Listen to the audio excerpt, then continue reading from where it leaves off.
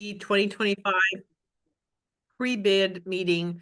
Just going to wait a couple of minutes for everyone to join us. It's 1:30 on my phone's clock.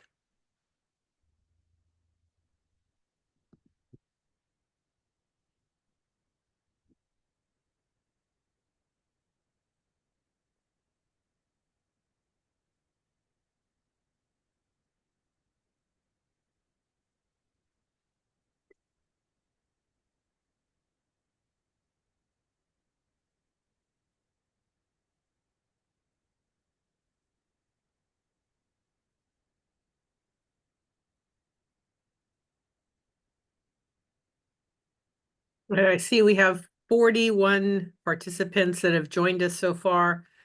We'll go ahead and begin the HEAL Trauma 2025 pre-bid conference meeting. Wanted to thank you all for joining us this afternoon. My name's Maria Juarez-Stouffer. I'm the Chief Program Officer at the Children's Services Council.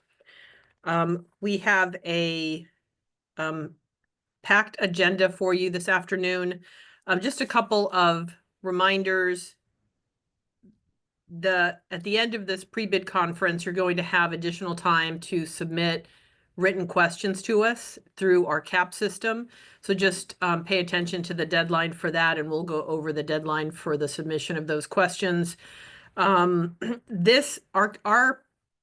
question and answer document that we will make available in our CAP system supersedes this recorded pre-bid conference. So, and what I want to explain is you guys will ask us a question, we'll answer it. We look at all the questions we answered, and if we can provide additional details to assist you, then we're going to provide additional details, and those details would be provided in the Q&A document.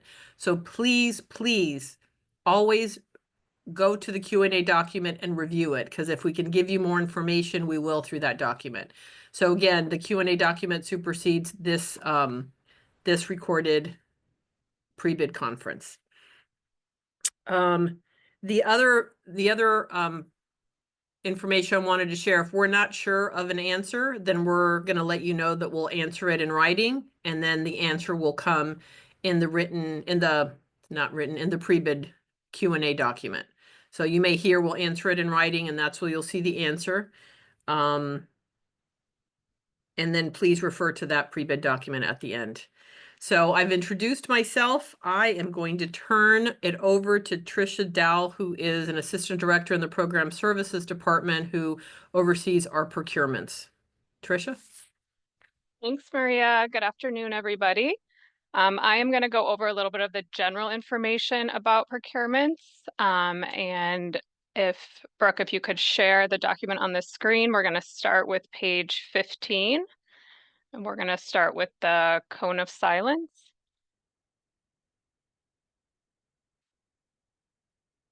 Okay. So as soon as the procurement is advertised, CSC staff are under a cone of silence regarding the procurement.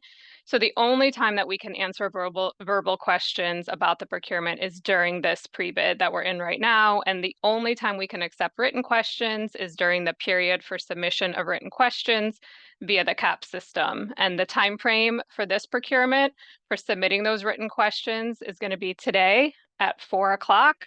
Until tomorrow, January 23rd at 4 o'clock. So once January 23rd, which is tomorrow at 4 o'clock comes, we will not be able to accept any more written questions. And then continuing on page 16, just again talking about the pre-bid, which is what we're in now. This is your one opportunity to have live interaction with the HEAL Trauma team and ask any questions. And again, if any question comes up after we end the pre-bid today, you will be able to submit it in writing between today at 4 and tomorrow, the 23rd at 4. You will have to go into the CAP system to submit your question, and you'll see a link will open up at 4 o'clock today on the top ribbon of the application that says ask a question. So you would just click on that, and that's where you would submit your question. Please note we cannot accept any emailed questions, so your questions do have to come through the CAP system.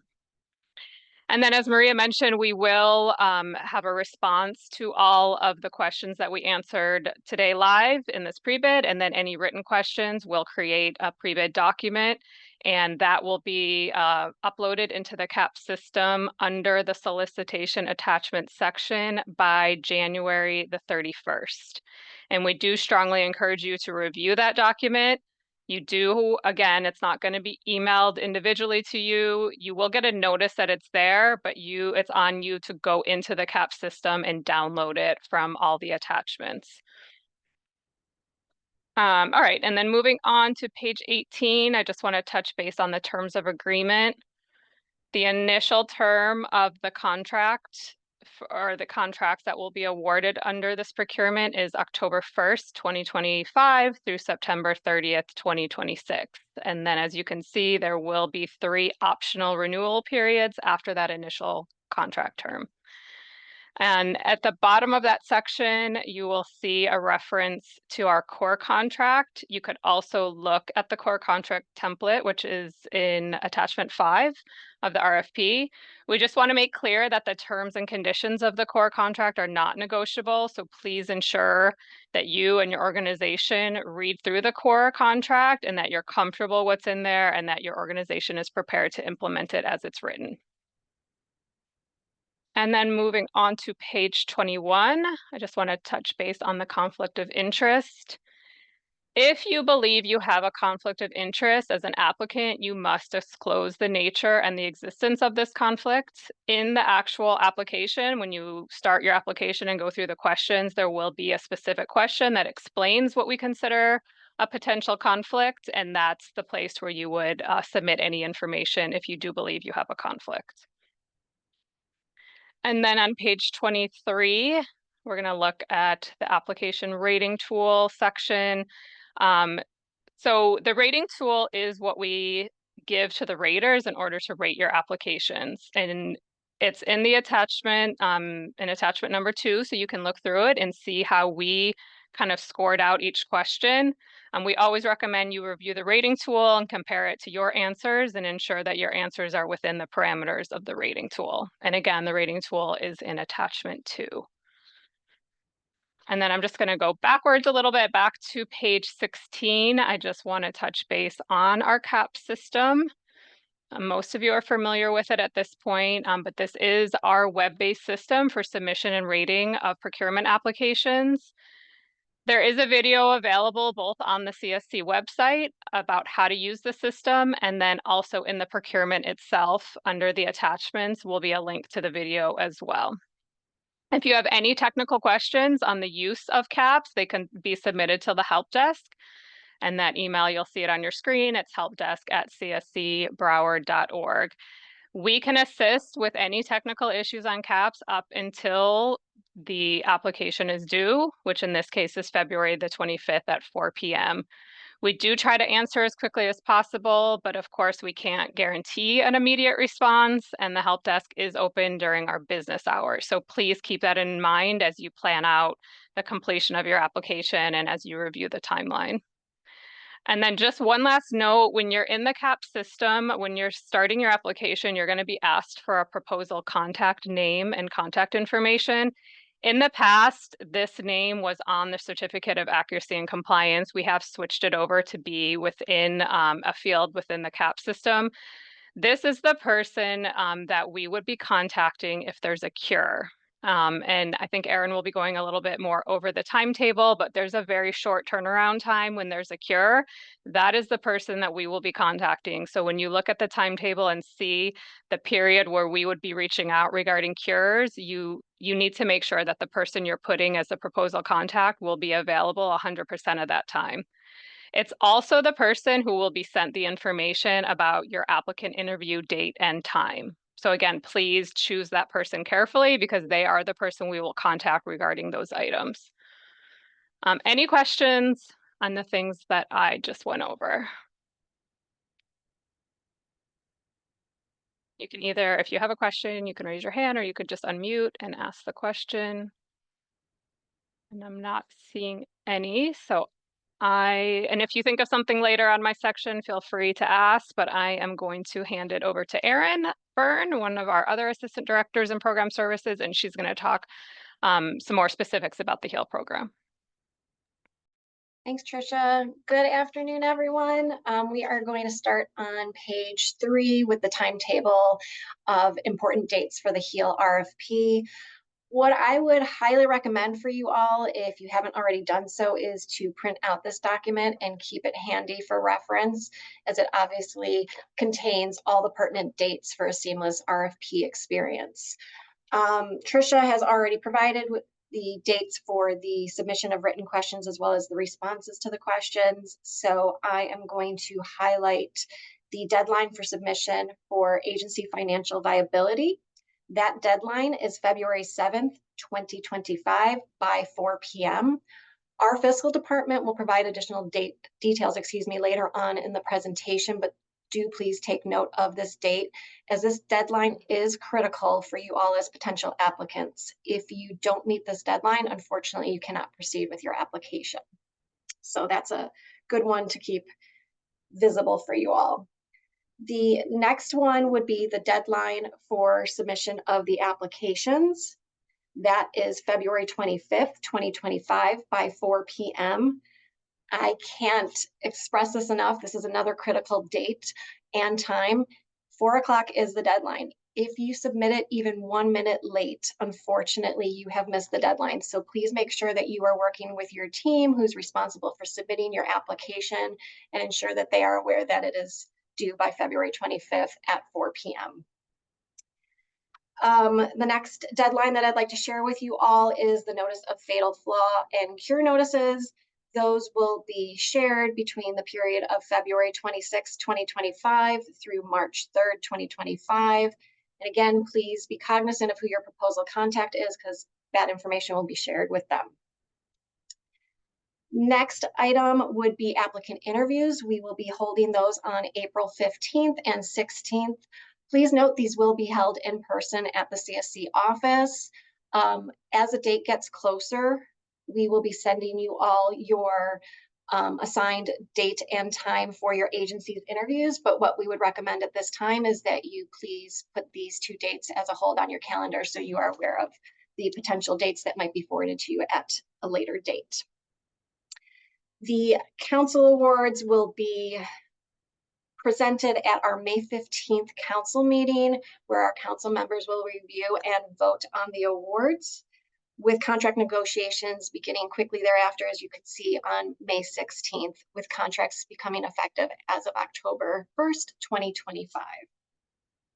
So I think those are the main ones that I'm going to highlight. Again, I would recommend that you print this for your reference, because it'll make it a whole lot easier for you all. All right, we are going to move on to page 5 of the RFP, to the Who May Apply section. So for the HEAL RFP, CSC is inviting applicants with specific expertise and experience in the provision of culture-centered, trauma-informed, peer-led navigation services for youth and families to submit applications. The youth and families will live in under-resourced communities with high social vulnerability and significant impacts of trauma. Applicants are expected to have an understanding of the community to be served and have demonstrated success in providing community-embedded, community-owned, and community-driven services. Applicants may be nonprofit organizations, they may be for-profit organizations incorporated or qualified to do business in the state of Florida, or they may be governmental entities. I'm going to move us down to the statement of desired community results on page 5 as well. As you can see, HEAL programs fall under our service goal 2.1, and you can see that our desired outcomes for these programs are listed between pages 5 and 6. I'm not going to go over all of those with you, but I would recommend, as you are reviewing the RFP, that you do take note of those desired outcomes for the HEAL programs. And then lastly, I just want to share with you all that CSC is expecting to budget approximately $2.8 million for the HEAL trauma programs. Multiple awards are anticipated to ensure that we have countywide access for these programs. So any questions on anything that I went over? I can't see hands, so please feel free to speak out if you have a question. Going once. Hi. Good Hello. afternoon. My name is Good. William German. I do have a question. Okay. If you are obtaining a fiscal sponsor, do you have to have a financial viability submission by February 7th? Mina, would you like to answer that question? Sure. Can you repeat your question, please? Yes. If you are obtaining a fiscal sponsor, do you have to have financial viability submission by February 7th? Mina, I can take this Actually, if you want, Mina. that's So that's okay. It's up to you. I have the answer here, but okay, go ahead. yes, if you are, let me, if you have a fiscal sponsor and you already know you are going to have a fiscal sponsor, I believe the deadline, you don't need to submit your financial viability by 7, but there is actually, you can help me here because I don't have a Trisha front of you. What is the deadline for the fiscal sponsor? They have to submit a financial statement. Yes, just to clarify, you will still have to submit the agency financial viability section by the 7th. Everybody has to submit that section by the 7th, no matter which direction you're going. What you would do in that section, there will be an option that says, we already know that we need a fiscal sponsor. You would just click that box and make sure you click that box and submit the section by February 7th.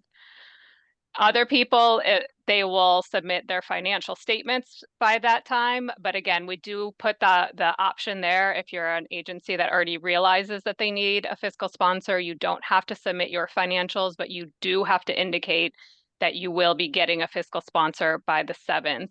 And then there'll be a subsequent deadline for anyone who says they need a fiscal sponsor or anyone who is told they need a fiscal sponsor. And Mina will go into more detail about this later, but there'll be a subsequent deadline on the 19th to submit that fiscal sponsor's audited financial statements. Does that answer your question? Yes, it does. Thank you so much. You're welcome. Thank you, Trisha. And I just want to reiterate, by the 7th, you must go into the CAP system.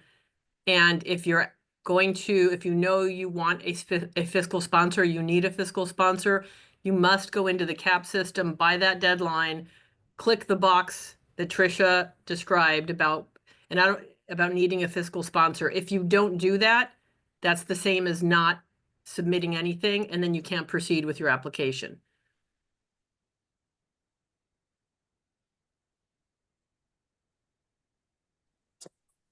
I have a question. Go ahead. So is it a way you can email us those steps again on how to get to that box for the physical sponsors? There is a video available, as I mentioned. So on the CSC website, there's a video about how to use the system to apply. And then within the actual application itself, there's a link to the video, and it does go over that process. And where that section is the first section that you would come to once you start an application. But you can watch the video. If after watching the video, you're still unclear how to manage that section, you can always submit a ticket to the help desk and we'll assist you. Okay, thank you. But let me just add on, I please don't wait until the last minute to check this out. If you plan to submit an application, the earlier you can get to that step, the better for anyone on this call. Finish that step as soon as possible, because if you don't do that step, if you don't go to the step that Trisha and Aaron previously described, then you cannot proceed with the application. So, and you can complete that step at any time.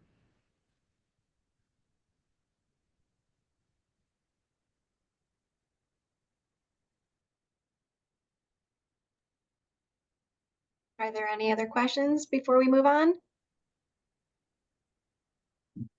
Okay. I am going to pass it over to Tabitha Bush, who is our Senior Programs Manager and lead of the RFP. Thanks, Erin. Good afternoon. So I'm going to review the desired population for the HEAL programs. And under this procurement, you will serve youth between birth and the age of 17 years old and their families experiencing trauma or suffering from chronic trauma at the time of the enrollment. Within the geographic regions and cities identified below, there are neighborhoods with high level of social vulnerability, which includes social economic status, household characteristics, racial and ethnic minority status, and housing type and transportation. The proposed services should be focused in the cities and neighborhoods with the highest vulnerability.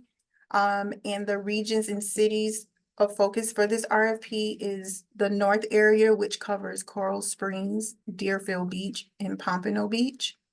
Central area, Fort Lauderdale, Lauderdale Lakes, Lauderhill, North Lauderdale, Oakland Park, Sunrise, and Tamarack. The South area is Dania Beach, Davie, Hollandale Beach, Hollywood, Miramar, Pembroke Pines, Pembroke Park, and West Park. And so I will ask that you review the HEAL desired cities and neighborhood attachments for more details. Please keep in mind, if you are applying for more than one of the areas, that you will have to do a separate application for each area. I'm going to move down to program components. So we will be utilizing the community mental health worker / wellness coach model. And the core benefits of the CMHW is to be a trusted and trained community member, the community mental health worker who live and can identify with communities that they serve, as well as navigating through various systems of care with youth and families impacted by trauma and connect them to the necessary services. I will also inform you that the community mental health worker and wellness coach will be available to the youth and families at flexible times to provide in-home and community service, meeting the families where they are. And for more information about the HEAL trauma research, attached for background and rationale for the community mental health worker model. Okay, so I'm gonna go over some of the components of what the community mental health worker and wellness coach will be doing. So the strength-based needs assessment, all families enrolled in the HEAL services will be assessed using this assessment to identify individual and family needs early in the process and tailor services to meet their needs. It will also serve as a foundation for developing a resource eco map. And the assessment process will also include administering any required performance pretest. And so the HEAL programs, we've identified 2 tools, trauma screen tools, which is the Adverse Childhood Experience Scales and the Life Stressors Checklist that can be used to identify trauma. Any individual receiving services will also be assessed utilizing the trauma screens. So number 2, which is the resource eco map. The eco map is a visual guide developed collaboratively with the youth and their family that build upon their strengths, beliefs, and community connections.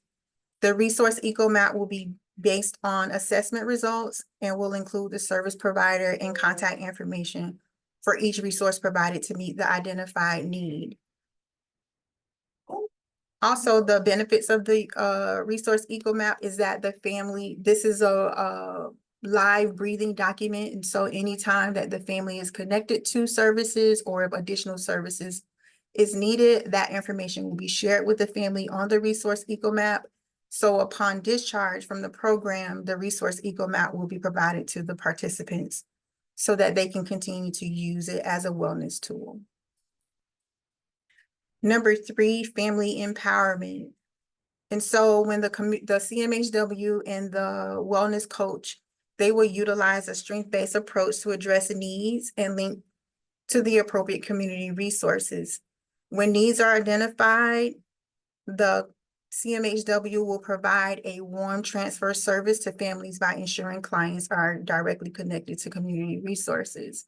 And so it won't be just the community mental health worker saying, what services do you need? Let me give you the referral and leave the family on their own. So the community mental health worker will actually talk through the process and help families through the process of navigating the different systems to address the needs. The Heal Trauma Program will plan, organize, and/or attend community outreach activities to build relationships and trust with the community and awareness of the Heal services. And under the family empowerment component, there are several needs that the community mental health worker can address. Healthy advocacy is, I just lost my train of thought. Help the families navigate health services, whether it's medical or mental health services to provide to address any health needs for the youth and the family. The school system advocacy is also assisting the family with navigating the school systems and school advocacy. And that can vary from childcare, applying for free and reduced lunch, or helping the family understand the process of IEPs. Financial resources, the community mental health worker will connect families to public benefits and emergency financial resources as needed. They will also follow up with the family and/or community resources to monitor the application. And like I said before, in some situations, some of the families may need that extra support to help them navigate through that system. Legal advocacy, connecting the families with legal services to provide assistance with challenges. Career counseling, the CMHW will assist youth and families that may need connections to community organizations that offer career counseling, employment skills, job and resume assistance. Okay. So number 4 for supportive services. So I want to say this because I probably should have said this earlier, but our Heal Trauma programs are not intended to provide therapeutic services, right? But may provide support until the individual or the family can be connected to appropriate resources. The providers will utilize the crisis hotline, mobile crisis response for immediate crisis intervention needs, and additionally will connect youth and families in need of clinical intervention with the appropriate therapeutic services to address their needs. So I want to emphasize again that the Heal Trauma programs are not intended to provide therapeutic services. In addition to the CMHW providing advocacy, they can also provide group activities, psychoeducational group activities to promote well-being, and programs may contract with other agencies to provide these services as well.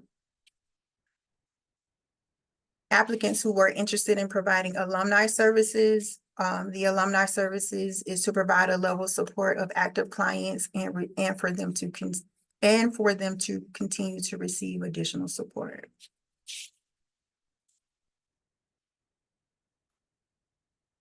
I'm gonna stop here and ask if anyone have any questions so far. This is Joel. I have 2 questions. Go ahead.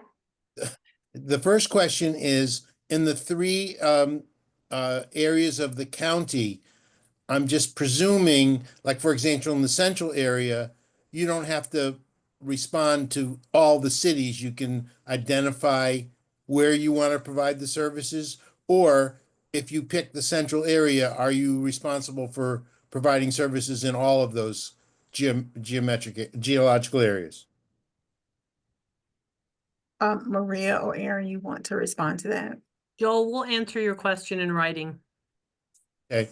Second question I have is, I think the two surveys are I'm very supportive and very pleased about that. Are you considering any others? For example, the Pearls, which is the pediatric ACEs, and is maybe more relevant as we talk to caregivers about their children.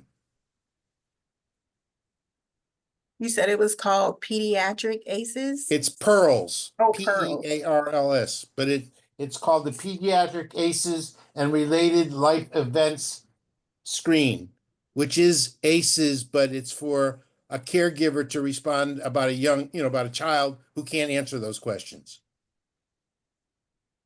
Maria or Aaron? Joel, we'll look into the pearls and then in writing, provide an answer. Thank you. Thank you. Hi, Thank you.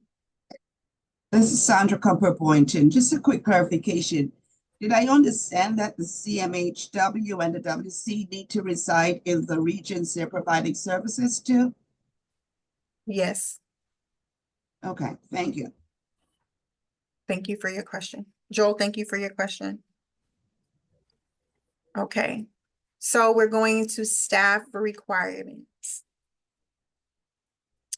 The HEAL team should comprise of a clinical supervisor, one team leader, and up to 4 CMHW/wellness coaches. As you can see here, I'm not gonna go through the qualifications for each individual position. And you can also view the salary guidelines information. So the HEAL programs will provide systems of care support activities as required. I'm sorry, I jumped the gun. The training, CSC will provide, uh-oh, hold on. I lost my space. Brooke, if you can go back to staff requirements, letter I. That's on page, yes. So training, the CMHW and wellness coaches will be provided the training costs associated with the implementation of this model should not be included in the proposed budget. And so CSC will provide all necessary training for the successful implementation for the CMHW model to all applicants awarded funding. I didn't want to miss that. So Brooke, if you can go back to the systems of care support activities for me, please.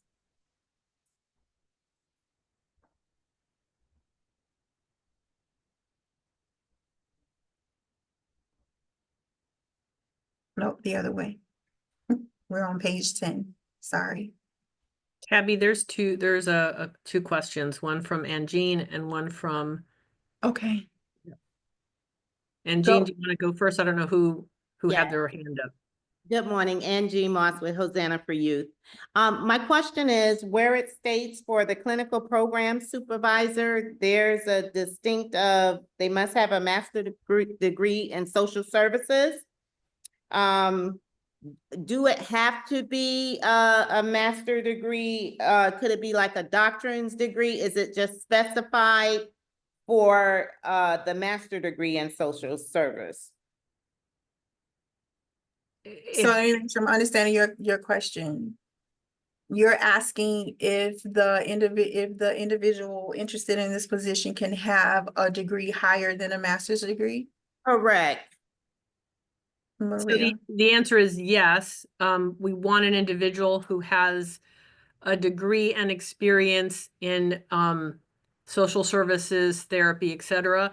And again, as Tabby said earlier, although these programs are not providing clinical services, they're hiring community members who are not clinicians.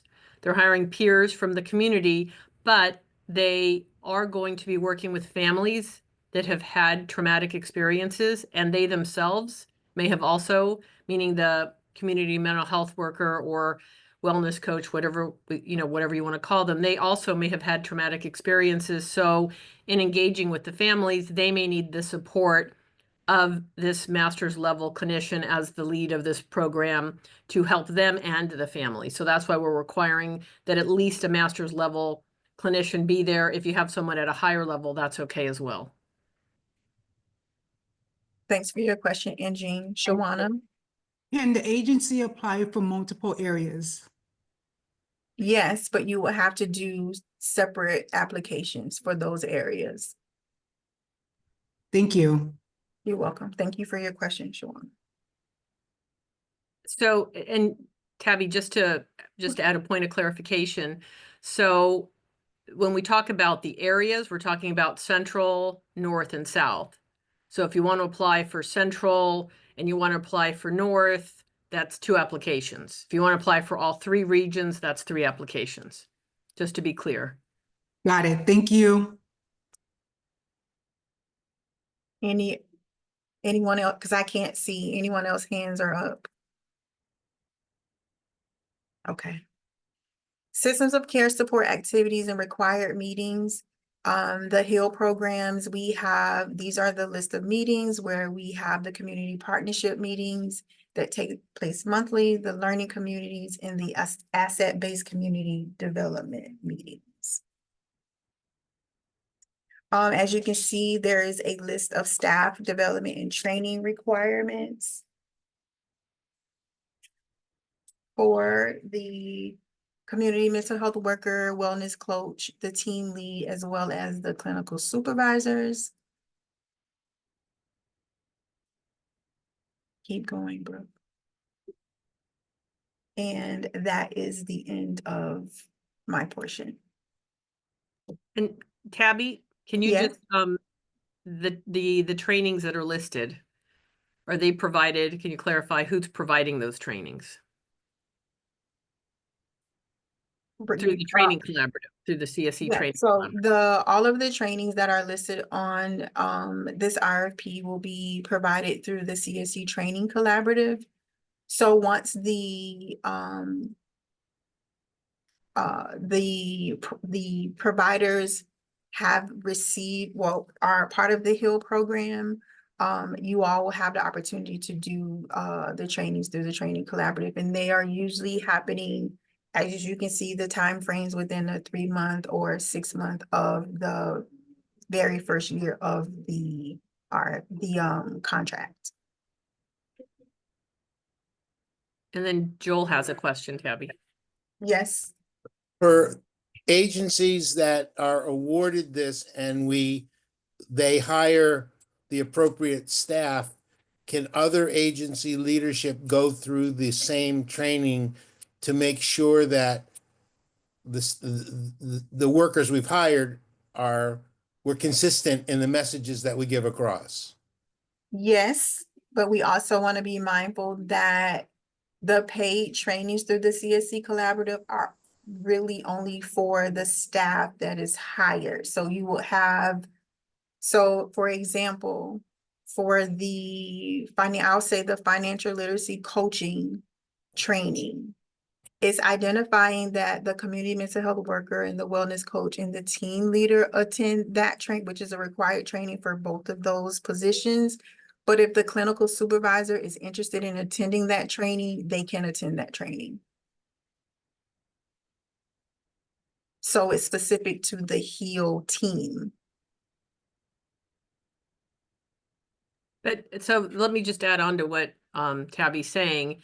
The CEO of the organization is considered part of the HEAL team. So, if that is who wants to also attend the training, that's fine. Thank you. You're welcome. If there are not any more questions for me, I am going to pass it over to Marissa. Actually, Tabby, if you don't mind, I'm just gonna interject quickly. I just wanted to circle back because I know there were some questions about the agency financial viability section. So I just wanted to share my screen and just so you guys can see exactly what that's gonna look like. Can everyone see my screen? I can't see anyone, so if someone could just tell me. I can Yes, see we the can. screen. Okay. Is it, Yes. make it, Tricia, Okay, is there any way thank to you. make it bigger or no? I can try. Maybe a little bigger, please. Yes. Okay, better? It's better. Okay, for so this is the page that you would come to. So once you click that you want to start an application, the first page you're going to come to is going to ask you for your agency's demographic information and the proposal contact and some of that stuff we already talked about. Once you enter that, this is what you'll come to. This is like the landing page for your application. If you see here on the right side, it's every section that needs to be completed. And if you note, each section has a deadline, and all of those are going to be 2/25/25, except the very first one, which is the agency financial viability section, whose deadline is February 7th of 2025. This is what you would need to complete. So you would choose one of these 4 options. So as we discussed earlier, there is an option for that scenario that you choose not to submit your agency's financial statements, as you will assign a fiscal sponsor. But again, just because you already know you need one doesn't mean that you don't have to complete this section. You have to complete it. You would just choose this as the option. We also have this option if you're already one of our funded providers and we are regularly obtaining your financial statements and you know we already have your most recent one, you can click that. So then you're only clicking this, you don't have to upload anything. If you don't fit those scenarios, you're going to either upload your audited or reviewed financial statements. Mina will go into more detail about who requires audited statements and who requires reviewed. And please note, it's not your choice. If you want to review, if you want to do reviewed or audited, it's based on your agency, and Mina will talk in more detail about which agencies must submit an audited and which ones are able to submit reviewed statements. So after you make your choice, so let's say you're going to submit this, you would just mark this section as completed, and then you would click the next button, and that would submit this section. So I'll do it just so you guys can see. And then you'll see here, because some people are also unsure, did it go through? Did I submit it? You will see right here that it was completed. So you'll know, and that'll be a green check mark there. So any other questions about that part? And I'm just Seeing going to any. say again, please complete this as soon as possible and obviously before the deadline. You can complete it today if if you're going to submit an audited statement or a reviewed statement, if that's what you're required to do. I would, again, I can't stress enough that if you miss this deadline, you cannot then continue with this application. So that's why this is so important to do. And if you mark that you're going to need a fiscal sponsor, you can't then later change your mind and say, now I want to submit my financials. So I just wanted to put that out there too. Once you mark that you're going to come in with a fiscal sponsor, that's your choice. And that would be the choice that you have to follow through with.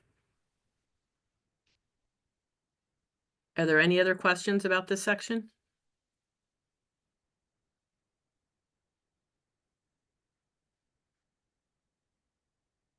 Nope. All right.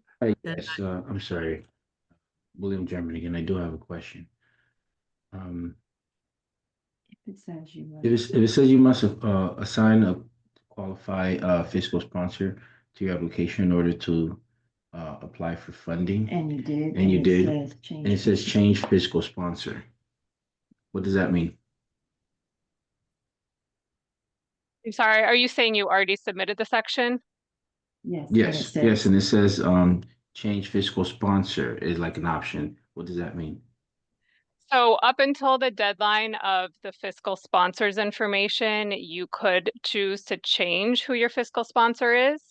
But after that point, you cannot. So you will get a box coming up saying, here's where you enter the information for your fiscal sponsor. You would not be entering their financials. You would be entering their demographic information. I think it asks for their name, the email, and the phone number, and then an email is sent automatically from the system to that person's email and asks that fiscal sponsor representative to upload their documents on your behalf. Because of course, that person has to agree to be your fiscal sponsor, and then they would upload the documents on your behalf. And all that would need to be done by the fiscal sponsor deadline, which is the 19th. And Mina will talk in more detail about this when we get to the end of our presentation, when they talk about the fiscal budget section. So if you have more questions after she does her piece of the presentation, feel free to ask then. I will just suggest that for those of you who will mark that you're going to be working with a fiscal sponsor, I would follow up, if I were you, with that fiscal sponsor and say, you're going to receive an email. Please submit your information by this time so that they know that they need to do their part. Because they also will be under a deadline to submit what we need to their financial information to us. Trisha, did Okay, I? so I'm sorry. So the thing is that they've already submitted that, but I'm still getting a notification on here that says requires a qualified fiscal sponsor, and it says status next to it under funding eligibility. I think if you don't mind submitting a help desk ticket, because this sounds like an individual situation, I would need to actually see what your application is saying. So if you could submit a ticket to the help desk, and then I can give you some support one-on-one. Okay, thank you so much. Mhm.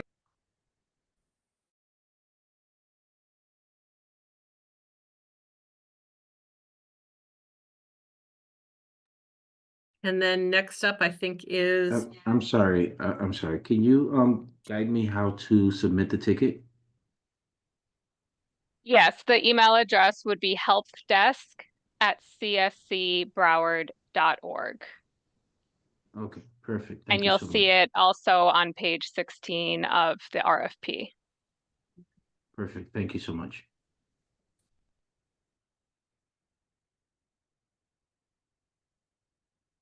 and then next up is Marissa. I believe this is your section. Sure. Dr. Okay, Craig hi. Hackett. Oh, thank you. Hi, Marissa Greif Hackett. I am Director of Program Evaluation, and I will be providing an overview of the Measuring Impact and Continuous Learning section and the Performance Measurement section. And then shortly after, Maya Berryhill Porter will also be expanding on some of those elements. So you can read these sections in more detail from pages 11 to 15 and in attachment 3, which contains the proposed performance measures matrix. So we use a results-based accountability model to evaluate our programs, and it is founded on 3 thematic questions. How much did we do? How well did we do it? And is anybody better off? And we also view the data collection cycle as an opportunity to learn and improve services while we're doing the work. The performance measures matrix in attachment 3, sorry to whoever's scrolling. So we'll be going to attachment 3. Outlines the proposed components addressing each of these questions. And we use a variety of means to look at performance. Our performance measures data for this cycle, we expect to include the number of types of events HEAL providers attend, linkages and services, families' perceptions of services, and their increased knowledge of those services in the community, and identifying and sharing system barriers. Again, Maya will talk about that next. We require data to be entered in our database delivery system, and those data are reviewed regularly to ensure they're entered on a timely basis. We also review a selection of hard copy documentation during program performance reviews to make sure they are completed according to our business rules, and they're entered in the database accurately. I think I'm going to open it up to quick questions first before turning it over to Maya. I also can't see any hands, so feel free to say questions out loud. Sorry. Good Hi, afternoon. hi, Rashida. Hi, Marissa. How are you? Good afternoon, Good. everyone. I apologize for just interjecting like that, but I'm having difficulty raising my hand. That's okay. Okay. My question is actually not for you. Okay. It was supposed to be for earlier. For organizations that are interested in becoming a practicum site, will supervision be a separate taxonomy Or is it something that will be included in the clinical supervisor's proposed salary? Should that be indicated? Rashida will answer that question in writing. Okay, thank you. Thank you.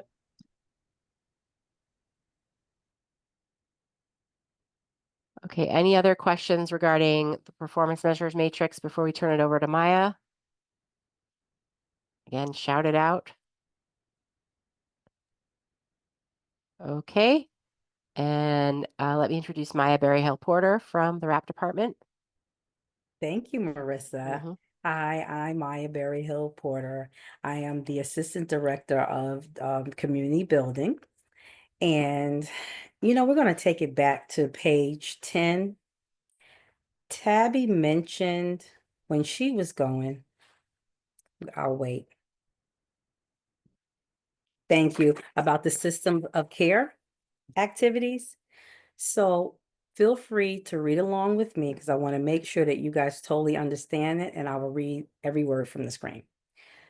So, in community partnership meetings, providers will build upon and expand existing relationships within the community, in which impact their families that they serve, their families reside, to further develop trust and provide needing support. Providers must give ongoing feedback to system barriers to ensure continuous improvement to the appropriate care system, which may occur through the CSC partnership meetings. Moving on to the learning communities. Providers will participate and regular learning community opportunities, which will include multiple teams such as the CMHWs, wellness coaches, clinical supervisors, and provider agencies. CSC Broward Behavioral Health Coalition staff or outside consultants will facilitate learning communities that will occur on an ongoing basis. Asset-based community development. Providers are encouraged to create opportunity for families to use their strengths, their gifts, their assets to contribute to improving the community. And as such, providers may be required to connect the CSC-supported asset-based community development staff to the civic design teams known as CDTs in your area that you will be serving as applicable, to support the recruitment of community connectors, connect families to listening campaigns, asset mapping, and promote community members participating within the ABCD community grant and programs.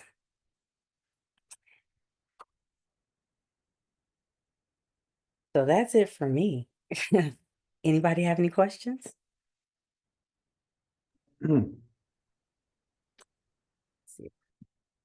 Hi, yes, I have a question. Would it be a conflict if this supervisor of the HIP program is also the CEO? I think I'm going to direct that question to Maria. So you're asking if your organization, if the program supervisor is also the CEO of the organization, is that a conflict? Yes.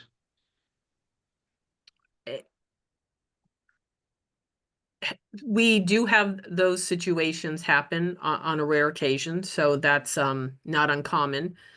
Well, it's not super common, but it's not uncommon. So that could be possible. So is there any factors that you think would make it a conflict that I'm not aware of as I'm answering this question? No. Okay. I have a question.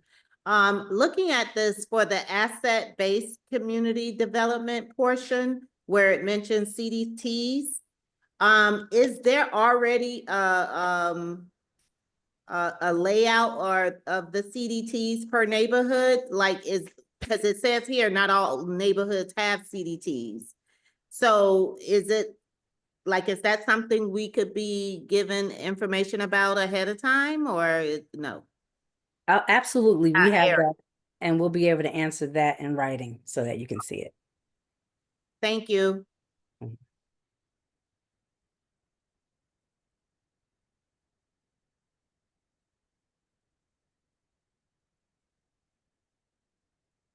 And Jean, do you have any other questions? You just noticed that your hand is still up.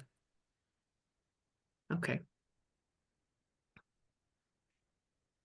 Are there any other questions for Maya? No, thank you, Maya. Next, we're going to turn it over to Mina, who is the Assistant Director in our Finance Department. Mina, I'm not sure if I provided your title correctly, but feel free to correct me if I'm wrong. You are absolutely right, Maria. Good afternoon. My name is Mina Razavi, and I am the Assistant Director of Finance. I will start by reviewing a very important area of your RFP submission, the agency financial viability section on pages 26 to 29, attachment 6. Your agency's most recent audited or reviewed financial statements that cover the latest fiscal year end must be submitted in caps before submitting the RFP application. The financials must be submitted by Friday, February 7 by 4 p.m. Based on the audited or reviewed financial statements submitted, CSC will perform the financial viability test, which determines the maximum funding that may be awarded to an agency. After the initial review of the audited or reviewed financial statements, CSC allows for a financial viability review period for clarification or to provide additional financial information as requested. The period will also allow the agency to obtain a fiscal sponsor if needed. You can expect to receive the results of the financial viability test no later than Wednesday, February 12th. Applicants will receive an email with the results and will also see the results once they log into the application in CAPS. Please be sure to check for your results. If an agency fails to submit the agency financial viability section in CAPS by the deadline, the agency will not be able to apply for this procurement. If you are currently funded by the CSC and have already submitted your agency's most recent audited or reviewed financial statements to the CSC, you must indicate this by checking the appropriate box in caps in the agency financial viability section. If you are currently funded by the CSC and utilize a fiscal sponsor, Brooke, I am going toward some general information first, and after we're going to go to page 29. Thank you. If you are currently funded by the CSC and utilize a fiscal sponsor, or if the CSC does not currently fund you, but you already know your agency will require a fiscal sponsor, you do not have to submit your agency's financial statements. However, you must indicate that the agency is using or will be obtaining a fiscal sponsor by checking the appropriate box in caps in the agency financial viability section. I know there was a question before about this part. Let's now give you information about fiscal sponsor, which you can read more in detail on pages 29 and 30. CSC will provide an unrestricted fiscal sponsorship fee directly to a fiscal sponsor to help offset the administrative costs incurred by the sponsoring agency. The fee will be up to 7% of the total funds awarded to the sponsored agency, not to exceed $25,000 annually. The fiscal sponsor's role is to receive and administer funding provided by the CSC, act as a capacity building resource for the agency carrying out the program activities, and serve as the accountable provider of record in a tri-party agreements. Agency wishing to apply for funding beyond the restriction resulting from the financial viability test may secure a fiscal sponsor that can pass the annual fiscal test without restrictions.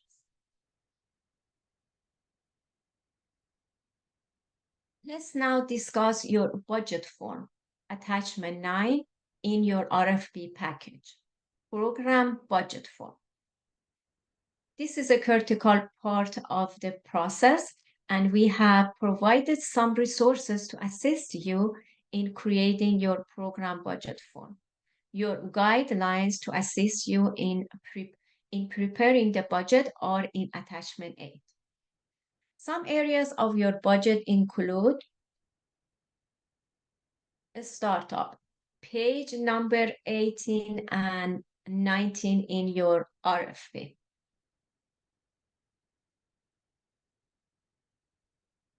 You may include startup expenses in your budget. Startup expenses are budget items needed in advance to prepare and start the program. It's page 18 and 19. These may include, but are not limited to, hiring and training staff, getting site prepared, purchasing materials, furniture, and laptops, and recruiting participants before direct service delivery. Startup expenses must be fully utilized by the end of the first 90 days of the contract period. Match requirements, page 20 and 21.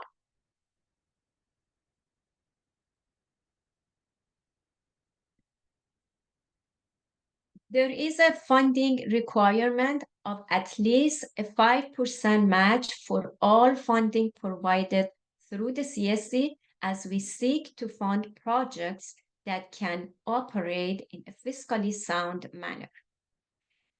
Your match can be provided as cash or an in-kind contribution, such as volunteers, administrative overhead, equipment, or a space dedicated to the project.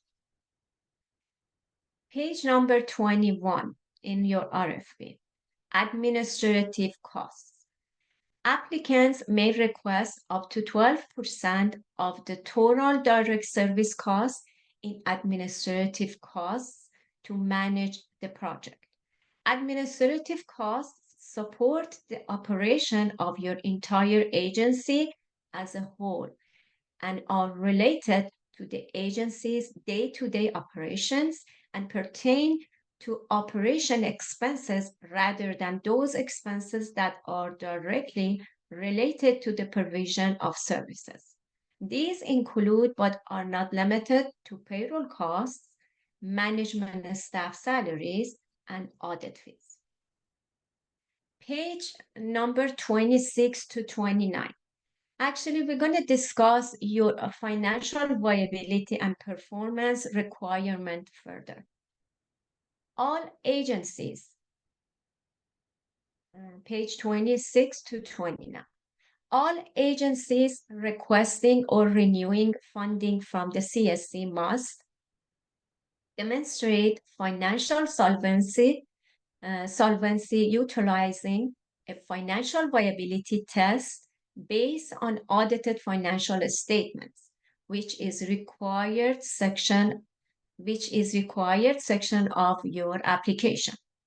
The statements you submit will allow us to perform this test.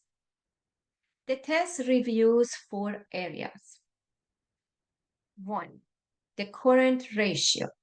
These are the current assets an agency has, which can easily be converted into cash to pay current expenses. 2, months of liquid net assets. This is the number of months of expenses that existing assets can cover without restrictions attached to them. Number 3, current liabilities as a percentage of annual expenses. This is the ability of an organization to meet its current obligations. 4, the debt ratio. This is the proportion of assets provided by debt. Once the total points are calculated, the final score will determine the maximum level of funding that may be awarded to an agency over the CSC fiscal year. If the score is 14 points or over, the status is no award limitation. If the score falls between 10 to 13 points, the status is conditional and award amounts will be limited to a maximum of $237,500 annually. If the score is between 6 to 9 points, the status is provisional and award amounts will be limited to a maximum of $89,000 annually. Funded agencies must demonstrate ongoing capacity to meet CSC financial performance standards. If an agency's financial viability status changes during an RFP funding cycle, appropriate revisions to funding or contract terms may be necessary at the time of the renewal. At the end, I want to just remind you some of the deadlines. The deadline for submitting the agency financial viability section of the application via CAPS is Friday, February 7 by 4 p.m. And also the deadline for submission of fiscal sponsors audited financial statements via CAPS is February 19 by 4 p.m. If there is any question about this information I shared, please raise your hand and you will be called. Thank you.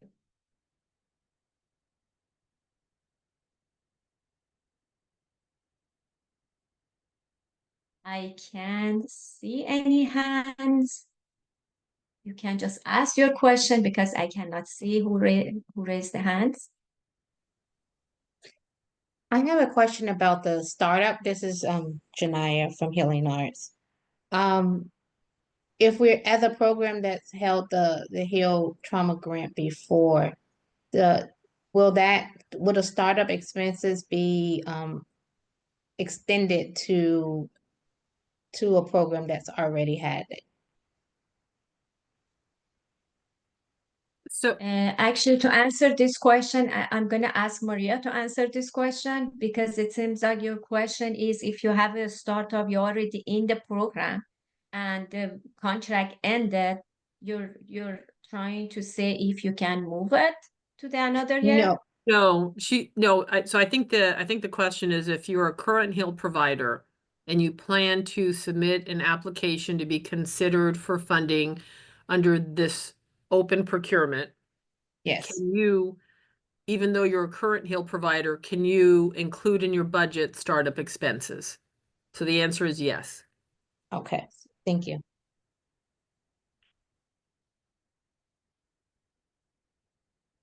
Are there any other think questions? there was a question before. I like to give a little bit of information about the question. It was about who can submit reviewed financial statement or audited financial statement. I forgot to add that one before answer any other question.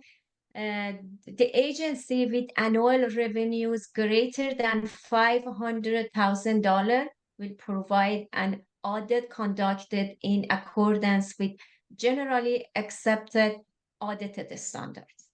And for the financial solvency guideline of a smaller agency, which you can find it in the page 26 and 27 in your RFP, if the agency has less than 500,000 in annual revenues and the Florida CPA does not yet audit the agency's financial statements, the following guidelines would apply.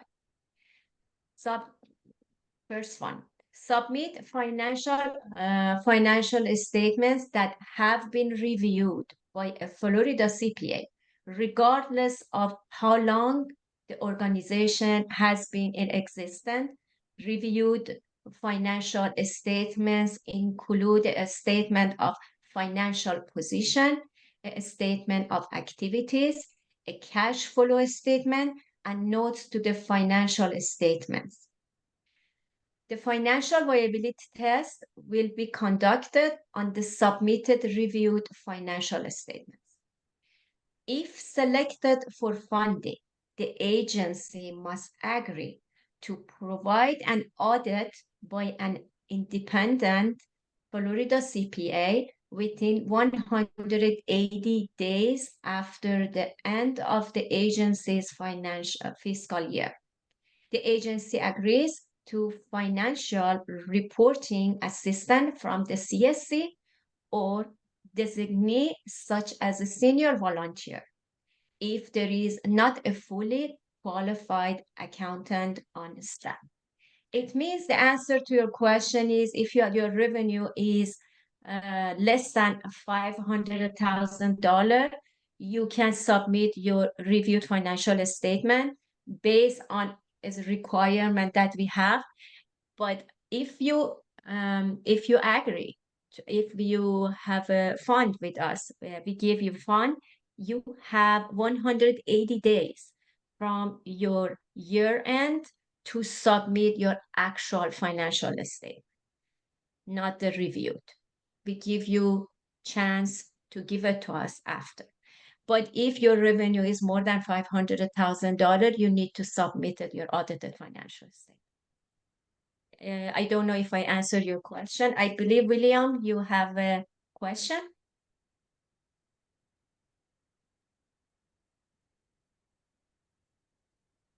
Do you have a question, William? Hi, yes, I'm sorry, I apologize. My question is, if we have a fiscal sponsor, how will we find out what would we qualify for? You have a fiscal sponsor. When you have a fiscal sponsor, then we are reviewing the financial statement of the fiscal sponsor. But no matter you have a fiscal sponsor, after we sign the contract with you, you need to submit your financial statement no matter what the result is. And when we review your financial statement based on the viability test, you're going to find out you still need to have a fiscal sponsor or not. Okay, thank you so much. Did I answer your question? Yes, you did. Thank you so much. You're welcome. Excuse me, Miss Mina. I have a question, and I'm sorry I'm having problems raising my hand. I don't find where I can do that. May I ask the question? Sure, please. Two questions, please. Are agencies who deal with foster teenagers who are in group homes or shelters, do they qualify to receive this funding? So I'm gonna turn it to Maria to answer that question. So, Brooke, can you scroll to the part of the RFP that talks about who is able to, who may apply? You got it. So, just to answer your question, Joyce, this section you have to have expertise and experience in the provision of culture-centered, trauma-informed, peer-led navigation services for youth and families. You may be a nonprofit organization, for-profit, incorporated, or qualified to do business in the state of Florida, or a government entity. So this section answers your question about whether or not you can apply. So, I mean, for-profit organizations can apply, not-for-profit organizations can apply, government entities can apply. And then on top of that, the services that you're applying to provide have to be as described in the Who May Apply section. Okay, so that was actually, unfortunately, I don't have access to this document as of yet. Apparently I have to renew my password or sign up. I'm not even sure because I couldn't get to, I couldn't download the document. So I can't really review it, but it appears just from the conversation that I'm hearing or the training that I'm hearing it seems like you have to have access to the families as well. And of Yes. course, if we're dealing with Yes, foster this service is for, yes, exactly correct, Joyce. It's for children and families. And it's a navigation service in the regions and cities that are listed in the procurement. Okay, so since foster care, we don't really have access to the families, would that, then that would, doesn't sound like we'd be eligible then, right? Because we deal with the shelters, the people who are giving the care at the shelters or the group homes, not the initial families themselves. Right, so these services are provided in the community, in the families' homes. So it's families with children and families together. Got it. And then helping them, navigate, helping them identify what resources they need and navigate through systems of care, and letting us know what system barriers they're experiencing. Okay, got it. Okay, then that, never mind about my second question. Thank you very much. You're welcome. Maria, I just wanted to point something out based on what Joyce just said. If you previously had an account and you have not logged into that account in over a year, your account will have been deactivated. So if you're like, I know I have an account and I'm trying to get in and it's not letting me do anything, please just submit a ticket to the help desk and just explain that your account needs to be reactivated, and that can be done quickly. Joyce, are you from Big Children's Foundation? Yes, ma'am. Okay. I'm going to reactivate your account right now. Anyone else, if you're having that issue, please send the help desk ticket, or if you notice it right at this moment, you can let me know and I'll reactivate you. Thank you, I appreciate that. Are there any other questions? And you don't have to, I mean, if 50 of you ask the question at the same time, I'd say we need to have the virtual hand raised, but you guys can just ask the question. Hi, sorry, William German here again.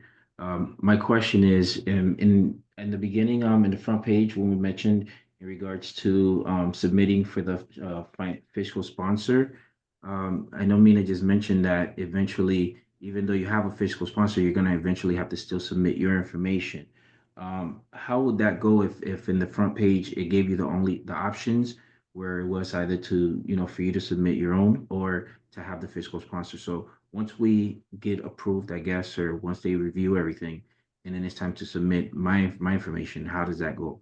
Like, am I gonna receive an email or? I think what Mina was saying is if you get funded for this program subsequent to your application being submitted and it goes to the rating and you get funded and we have a contract with you, at that point you would be asked to provide your financials. So you will not need to do it for this application. So there will be nowhere in the application for you to submit if you already chose that you're getting a fiscal sponsor. Does that clarify? Yes, it does. Thank you so much. You're welcome. And I don't know if you already submitted that ticket, William, but I did look at your account and you guys have done everything you need to do.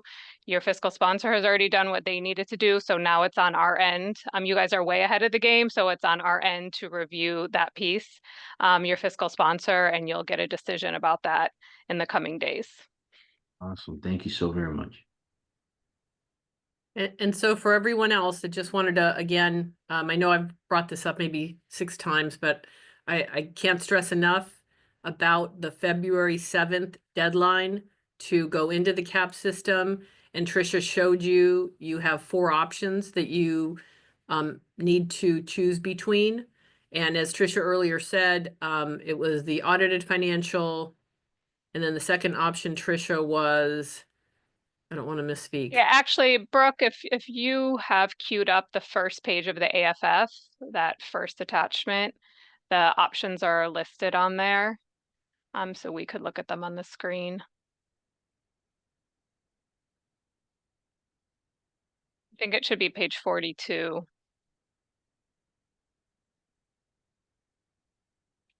Go up a little, but the real 42. Yep, just keep going up one more. There you go. We scroll down just a little till we see those 4 options. Yeah, there you go. So here are the 4 options that by February 7th in the CAP system, you have to click the appropriate option for you. So I again can't stress this enough. You cannot leave this blank. If you do, then you will not be able to proceed with your application.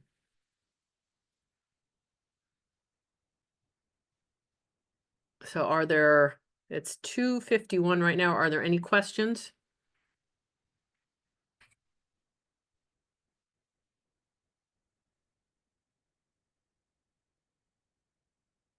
No, seeing no questions. So the deadline to submit questions in writing is Thursday, January 23rd by 4 o'clock. So if you think of questions after we end this pre-bid conference, please submit them in writing by January 23rd at 4 o'clock.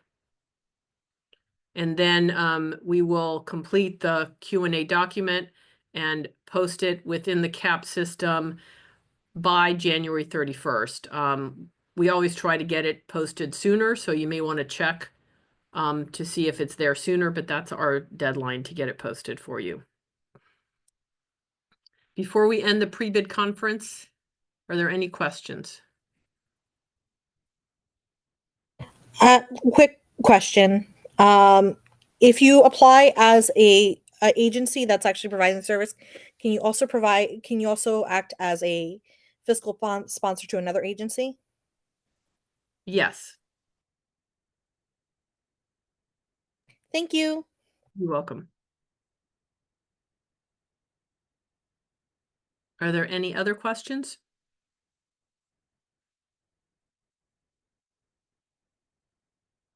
Not seeing any other questions. Just wanted to thank all of you for joining us, what I consider a cold afternoon in Florida for this pre-bid conference. Appreciate you being here, appreciate your questions. We'll get to work on finalizing the question and answer document and having it ready for your review by the 31st of January. Please remember you have until tomorrow at 4 o'clock to submit any written questions. So if there's something that you're not sure about and you review the RFP and you still have a question, please let us know and we'll answer that in writing. And again, the question and answer document supersedes this meeting, this live pre-bid conference. So please review that question and answer document. If we can provide additional details within that document to clarify an answer, we will. So we always direct you back to the document.